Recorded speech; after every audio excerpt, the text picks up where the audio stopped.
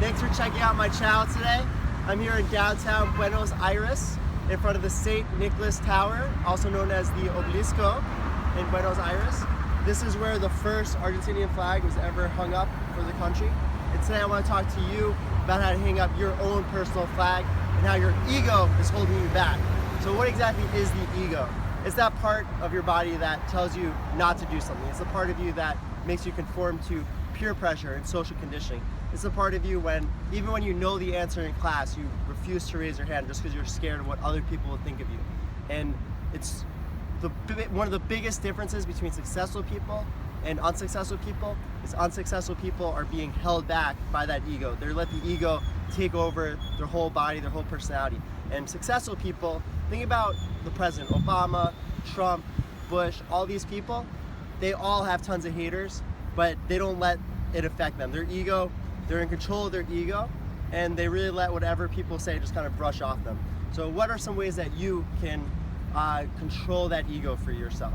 The first one, like I mentioned before, is anytime you're in class or in any kind of social situation, always raise your hand, always volunteer, and over time that will slowly crush your ego. Some other great ways, like right now I'm traveling.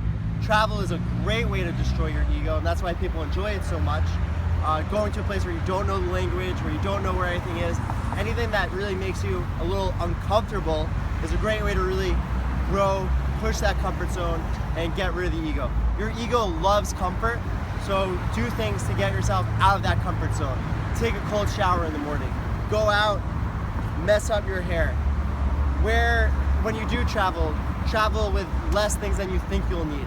Bring just a few pairs of shirts, few clothes, and just keep wearing those over and over. And it's okay because you're kind of a tourist, so it's okay to wear dirty clothes once in a while.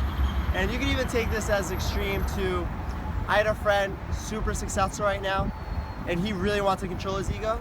So this might be a little extreme for you, but he literally went out for 1 week straight, even around the apartment, and wore a wearable dildo on his head for 1 week straight. And honestly, if I could have the kind of career that he has now, I would of course do the same thing, follow his success. I haven't done it yet because I still have to control my ego a little bit. You should have seen me when I first recorded these videos. Whenever someone would walk by, I would literally go to my tripod, hit pause, and stop recording. So I was a little stifled to what people thought of me. And now, as I'm doing this more and more, growing more and more out of my comfort zone, I'm able to really control my ego and just jump up and down and yell, "Oh!" in front of everyone because, you know, I don't care about my ego anymore. And just by doing something really small like that, now I'm so much more free. I'm out of my comfort zone, and I, put my ego down a little bit. It's gonna be 100% possible to completely kill your ego, but these little tips and tricks will help you really control it and be the master of it. Instead of having little thoughts and limiting beliefs come into your head, controlled by your ego, you'll be able to recognize and be like, no, that's my ego. I'm gonna stop that. And there's even other tips where you give that voice in your head a name. That way you have control of it. So, for example, you would just say Ben. Anytime a voice comes into your head and you notice it, be like Benjamin, and just say it. When you say it several times, it gives you control. Ben, Ben, Ben. And just by saying it, you kind of have control over that part of you. And then you could take it a little step further and say, Ben, stop. I'm not going to do that. It's ridiculous. I don't think so. And then over time, you could even take a little Benjamin or whatever your ego name is and figure out a way when you notice it pop up, say, no, Benjamin, you're going to actually help me now. Make it your cheerleader. Be like, Ben, come on, cheer me on. You got this. Let's work together. And it will really help you, with your relationships, with your career, and just living as a free person.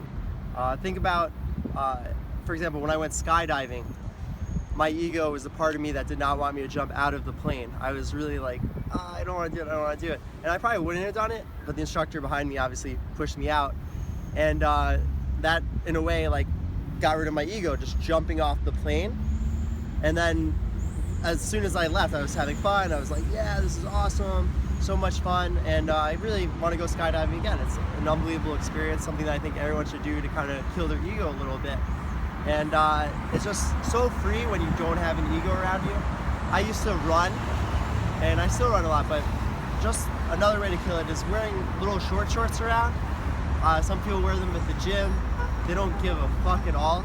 And it's really just a great way to just, again, get out of that comfort zone, being comfortable with yourself as a core human being, and not worrying about peer pressure, social pressure, what other people think about you. And that's when you really have zero ego, when you're just fully grounded, fully centered, and who doesn't want that, right? So go out there, try some of these drills, control your ego, give it a name, and like, subscribe, comment below. Let me know how this helps you control your ego. Again, Rich from Buenos Aires, Namaste.